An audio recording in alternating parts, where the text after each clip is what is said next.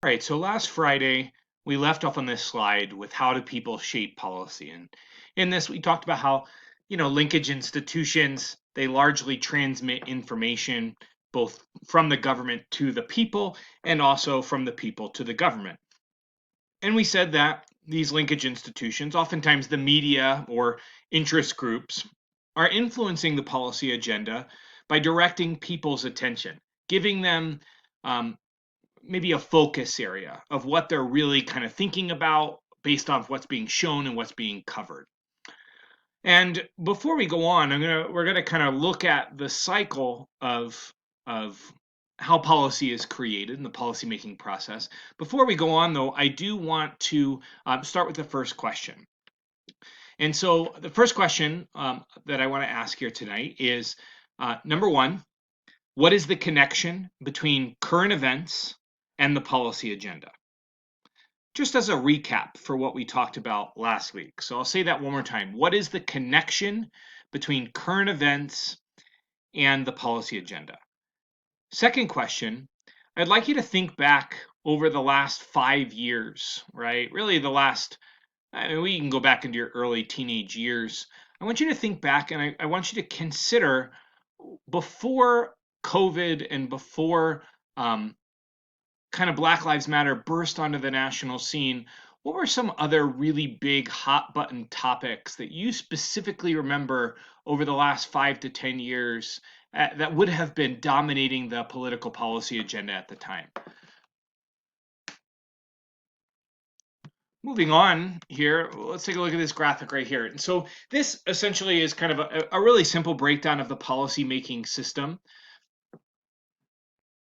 We start with the people, right? It always begins with the people. People having problems, people having interests, people kind of competing with each other to win and not to lose. Remember, this is politics. And so the people are largely expressing their concerns and their interests and their problems. And they're doing it largely to that second part of the arrow, which is the linkage institutions, right? They're either kind of going to the media and getting like newspaper coverage or posting to social media or getting, posting to YouTube or getting news coverage on KRDO or KRCC. Or maybe they're, joining an interest group like the Sierra Club or the NRA or other groups to express these interests, these problems, and these concerns. And so these linkage institutions, which again link people to the government or link the government to the people, are then taking these interests, problems, and concerns and kind of packaging them in such a way that government officials are paying attention to them. And this is when they get on the policy agenda, right? They're basically linkage institutions, oftentimes the media, but the others as well, are putting the spotlight so front and center on these issues and interests and problems and concerns that politicians have no choice but to pay attention to them. And so politicians are paying attention to these problems, and when they do, they're on the policy agenda and they're kind of going through that. And so once things are on the policy agenda, you start to see that the policy making institutions, now we're at the blue, begin to respond. They see that enough people are talking about this, enough people are demanding something, enough people are angry about something, that it then becomes the government's job to kind of fix it, to solve it, to speak to it, right? To engage with it. And so oftentimes that happens through the legislature, which is Congress, or the Senate, the House of Representatives. But sometimes you see the president will give a big speech knowing that people are paying attention and wants to get approval ratings, and so kind of going that way. Sometimes you see the courts choose to take a case because they see that there's division in the country and California is doing one thing and Virginia is doing another, so the courts take it.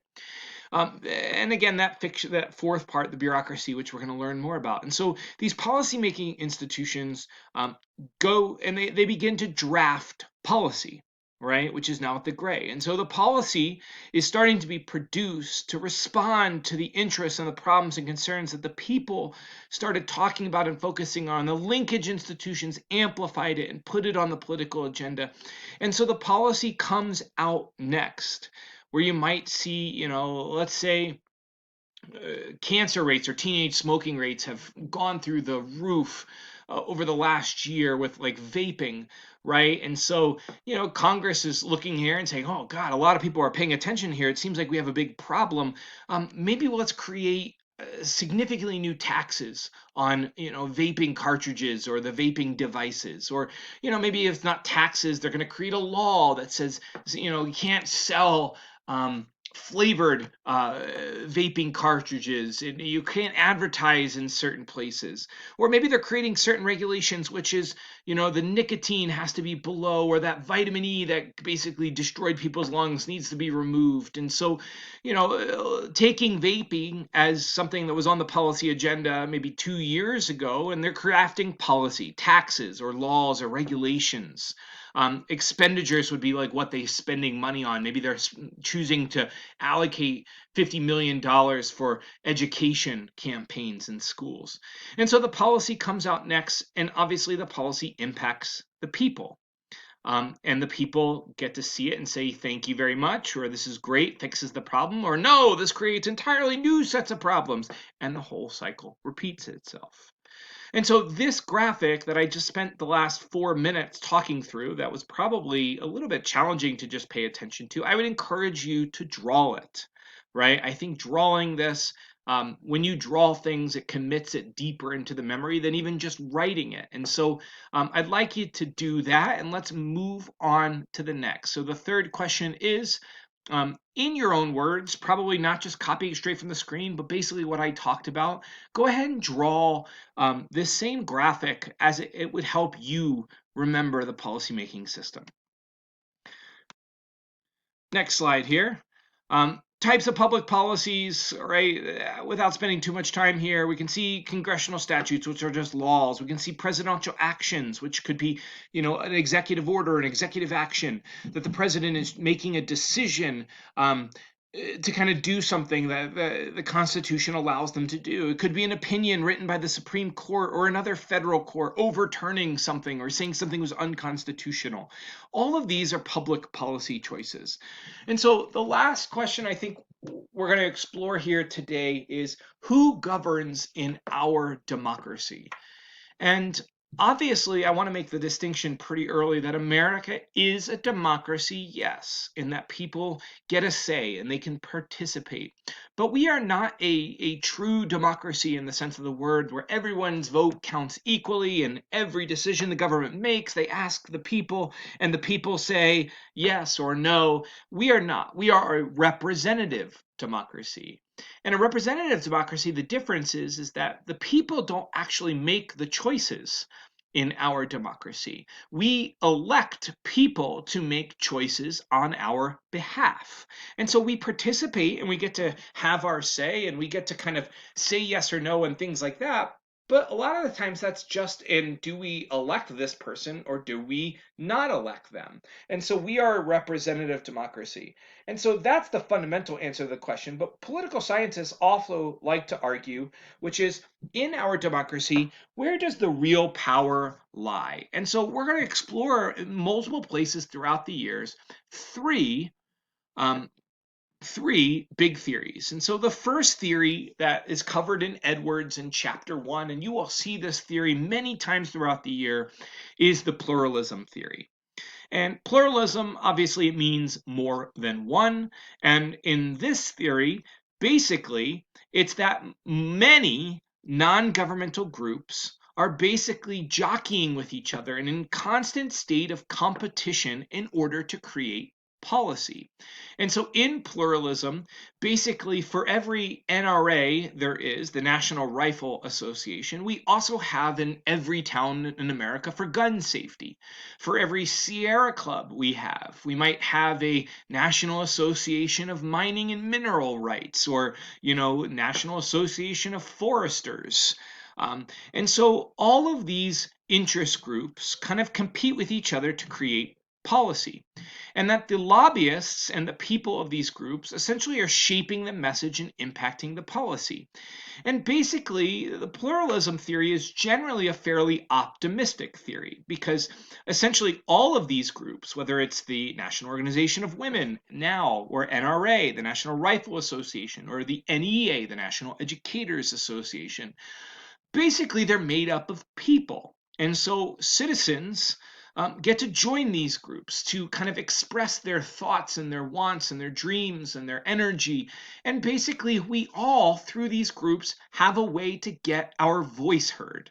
And even if our group happens to lose in one particular area, like let's say, remember the Sierra Club, and the Sierra Club was really pushing hard not to open the Arctic National Wildlife Refuge for drilling, and they end up losing that.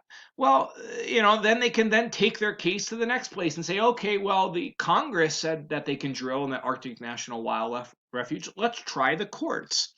And so basically, in a pluralism theory, which again, as I said, is the optimistic theory of our, like, who governs in our democracy, this optimistic read is that basically the constant bargaining between these competing groups means everyone wins. We all basically get heard. We all win sometimes. We lose sometimes too.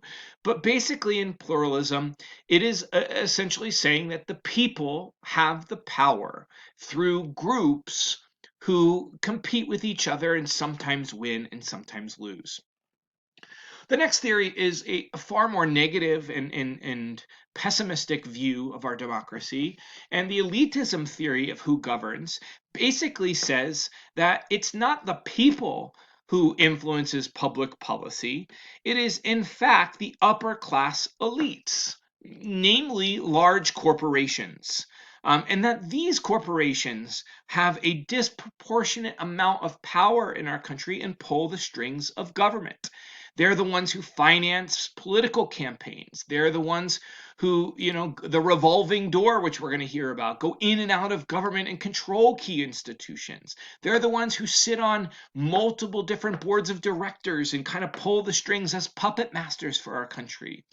And that these elites do not merely influence policymakers. In fact, they are the policymakers, right? And so we see sometimes like memes and things like that shared that basically corporations like ExxonMobil and Citibank and Walmart and all these major, Apple and Facebook and all these major corporations are essentially pulling the strings of our society. And the last one is also a pretty negative read on this question: who governs in our democracy? And that is the hyperpluralism theory. Sounds a lot like the pluralism theory, except hyper, so even more. And in hyperpluralism, it is not simply that there are a lot of different organizations and interest groups that give people a way to have their message and voice heard and impact policy. It's actually that there's so many competing groups in this that basically nothing ever really gets done, because the government essentially caters to every group. They want to get money and support and electoral support, and they want the members of each group to basically support them. And so they're basically carving up the pie so that every group gets a little piece. But essentially, the fact that the government is catering to every group and there's so many competing groups is that the groups themselves become sovereign and the government is merely a servant. And in the servant model, right, there's essentially gridlock, right? They're competing with each other, and for every victory by the Sierra Club, the United Mining Association wins something else. And for every victory by the United Mining Association, the Sierra Club wins another one. And so, the constant back and forth means everything is basically small, and big, large scale change doesn't really happen because they're afraid to kind of anger and piss off these groups. And so we're going to go into this. This is the last slide, which is looking at in chapter 1 of this course, the introductory thing before we move into the history part this week. We're going to look at what are the challenges to our democracy. And Edwards kind of comes right out the gate swinging on this in chapter 1. What are the challenges to our democracy? Obviously, pluralists feel pretty optimistic, hyper pluralists far less so, elitists less than that. And so, looking at this question, what are the challenges to democracy? We're going to start with the first one, which is every year that seems to pass, our human society gets more and more complex. And the increased complexity and globalization and the interconnectedness of our world and the speed at which everything operates these days, compared to where it was, say, in the 1940s, means that global politics and issues in